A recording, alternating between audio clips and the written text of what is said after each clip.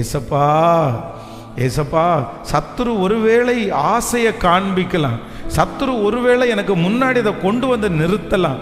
ஆனால் ஆண்டவரே, அது எனக்கு பிடிக்காதுன்னு வரும்போது, அது உமக்கு சித்தம் இல்லைன்னு வரும்போது, அது தேவையில்லைன்னு சொல்லும்போது, என்னுடைய எதிர்காலத்திற்கு இது நஷ்டமாக மாறும்னு சொல்லும்போது, தகப்பனே, அவங்க முகத்தை பார்த்து இவங்க முகத்தை பார்த்து இவங்களை வருத்தப்படுவாங்கன்னு நினச்சி இவங்களை ப்ளீஸ் பண்ணணும்னு நினச்சி ஒரு நாளும் நான் அதற்கு உடன்பட்டு போகாதபடிக்கு, சொல்லுங்க, சத்தத்தை உயர்த்தி, உடன்பட்டு போகாதபடிக்கு இயேசுவே உடனே அதை அவாய்ட் பண்ணக்கூடிய கிருபைய சொல்லுங்க எல்லாருக்கும் தாங்கப்பா.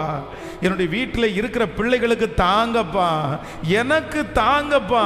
இப்பொழுது இந்த ஃபாஸ்டிங் பிரேயர்ல அந்த தைரியம் எனக்கு வருவதாக, என்னுடைய பிள்ளைகளுக்கு வருவதாக. ஆண்டவரே வரட்டும், ஆண்டவரே வரட்டும், ஆண்டவரே வரட்டும், ஆண்டவரே. ஆண்டவரே, அந்த கிருபையை கர்த்த தாங்கப்பா. ஹல்லேலூயா. இந்த சில நேரத்தில் நம்முடைய வாலிப பிள்ளைகள் மாற்றுறது எப்படி மாட்டுவாங்க அப்படின்னு சொன்னால், இந்த நோ அப்படின்னு சொல்ல தெரியலைன்னா நம்முடைய பிள்ளைங்க மாட்டிடுவாங்க, நம்ம பிள்ளைங்க மாட்டிடுவாங்க. அதனால் நம்முடைய பிள்ளைகளுக்காக ஜெபிக்கும் போது கூட எப்படி ஜெபிக்கணும்னா, ஆண்டவரே, எந்த தவறான விஷயமானாலும் என் பிள்ளைக்கு அந்த தைரியத்தை கர்த்தர் கிருபையாய் தருவீராக. ஹல்லேலூயா. எவ்வளோ பெரிய பராக்கிரமசாலி!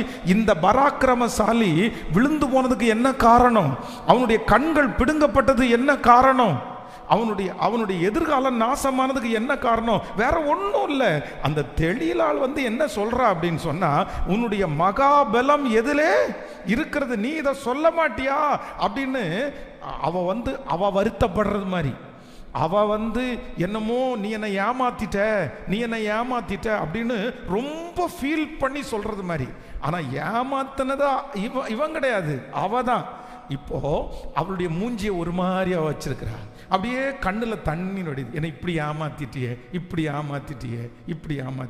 அப்போ அந்த இடத்துல ஸ்ட்ராங்கா போ, நீ என்ன இப்படி பேசிட்டு இருக்கிற, தேவையில்லாத வேலை உனக்கு, சும்மா வீட்டுக்குள்ளேயே அவங்கள உட்கார வச்சுட்டு என்னை மாட்டி விடுறதுக்கு இவ்வளோ பெரிய முயற்சியை எடுத்துட்டு எந்திரி போ அப்படின்ட்டு அந்த மூஞ்சி முறிச்சு நோன்னு சொல்ல தெரியாம எவ்வளோ பெரிய